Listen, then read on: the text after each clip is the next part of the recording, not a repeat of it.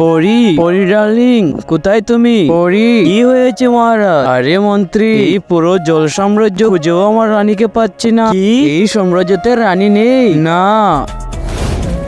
বাঁচাও বাঁচাও, তোরা আমার জলপরীকে ছেড়ে দে। ঠিক আছে, ছেড়ে দেব, আগে তোদেরকে এখান থেকে বিদায় করব। মার শালাদেরকে। আরে মন্ত্রী পালাও, পালিয়ে গেলি শালা। মন্ত্রী, ওরা তো আমার জলপরীকে খেয়ে ফেলবে, আমি কিভাবে বাঁচাবো আমার জলপরীকে? জলপরীকে বাঁচানোর একটাই রাস্তা আছে। কে সাহায্য করবে? জলতান্ত্রিক সাহায্য করবে মহারাজ।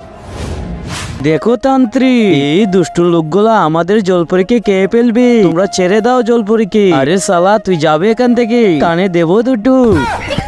দুষ্টু, তোরা এভাবে মানবি না। ওরে বাবারে, পালাও এখান থেকে, পালাও, ও মেরে ফেলবে।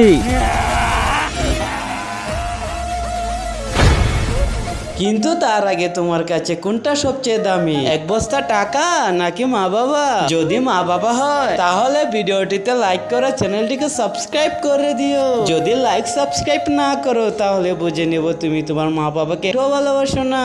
ধন্যবাদ তান্ত্রিক। আরে আমার ধন্যবাদ চাই না, আমার ওই জলপরীকে চাই। মন্ত্রী, ও এসব কি বলছি? হ্যাঁ মহারাজ, আমি তাকে এটাই কথা দিয়েছিলাম।